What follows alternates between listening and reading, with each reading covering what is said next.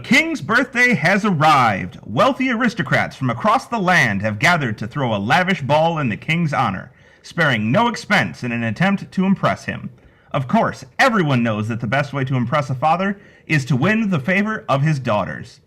At the ball, one more bit of business needs to be settled.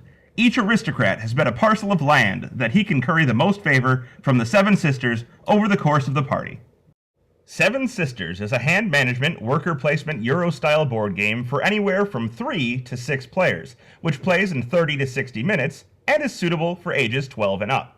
In Seven Sisters, each player plays the role of a wealthy aristocrat who is trying to gain the favor of the king's 7 daughters, who happen to be named after the 7 deadly sins: wrath, greed, gluttony, lust, sloth, pride, and envy. Each game of Seven Sisters is played over 4 rounds, during which each player will be dealt 6 cards per round. Using these 6 cards, they will play 5 of them in order to influence the sisters by sending servants to do each sister's bidding. Each card in Seven Sisters has several potential functions. There are 2 types of cards in the Seven Sisters deck: sister cards, like the one shown on your left, and wild cards, like the one on the right. Sister cards depict some combination of 2 sisters: a primary sister, in this case envy, and a secondary sister, in this case greed. Using a sister card on your turn allows you to do one of 3 things. First, you may use it to place a combination of servants on the primary and secondary sisters. Second, it may be used to move 2 servants from the primary sister to any other sister. And lastly, it may be used to take more servants from the general stock into your active servant pile. Wild cards, while more versatile in their placement options, have less overall diversity in their mechanism of play.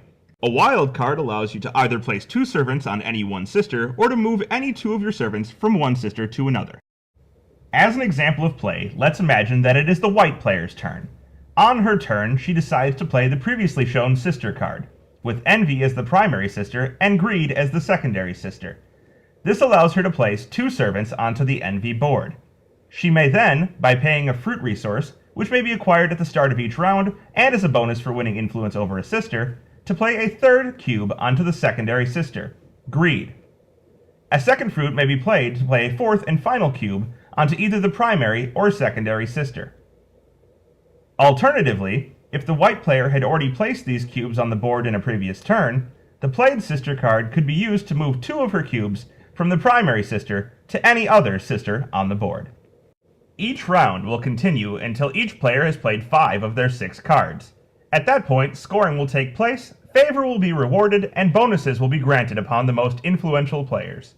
Typically, the sisters resolve in numerical order, in this case, left to right and top to bottom. Let us assume that wrath has already been resolved. We can clearly see that the white player has the most influence on greed, with 3 cubes. Greed awards her favor, a victory point to the white player. In addition, white gets a reward for having the most influence over greed, 5 gold, which may be used to buy back servants to the active pool when they come off the board. Each other player present on that tile also gets 2 gold. After having resolved the tile, white servants return to her general pool, unless she chooses to buy them back with gold. All cubes from other players remain on the greed tile. Similarly, blue has won the favor of gluttony, with 3 cubes on the tile. He receives a gluttony favor tile, and as a bonus, blue receives 5 fruit, while every other player with a servant on gluttony receives 2 fruit. Then, blue's cubes are removed from the gluttony board. All sisters are resolved in this manner, and after 4 rounds of play and subsequent scoring rounds, the player who scores the most favor will be the winner. Seven Sisters was designed by the up-and-coming designer Brad Champany, with artwork by Andrea Much, and is brought to you by the folks at Wishing Tree Games. Founded in 2011, Wishing Tree Games is a joint venture between longtime gamers and friends Brent Cunningham and Leo Augusta. With Brent's extensive marketing and promotion experience, Lee's writing and publication expertise, and over 50 years of combined gaming experience between them, the pair are aptly fit for a foray into the board gaming industry.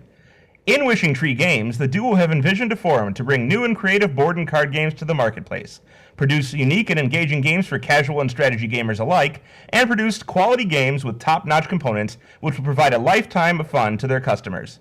The groundwork has been laid, the testing has been done, and now they need your help. With all of the design, playtesting, and artwork complete, Seven Sisters is all set for publication.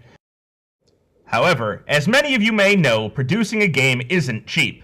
With your generous pledges, Wishing Tree Games can see this game printed, assembled, shipped, advertised, and distributed to the masses. And for your generosity and faith, Wishing Tree Games will reward you not only with your own copy of Seven Sisters before it hits the stores, but with great Kickstarter bonuses. From t-shirts and promo cards, to artist prints, or even a chance to meet the Wishing Tree Games team and have them play and review your game prototype. Pledging to Seven Sisters is as simple as hitting the Back This Project button to the right of this video. Thank you greatly for your time, your pledge, and your support. Without you, so much of this would not be possible.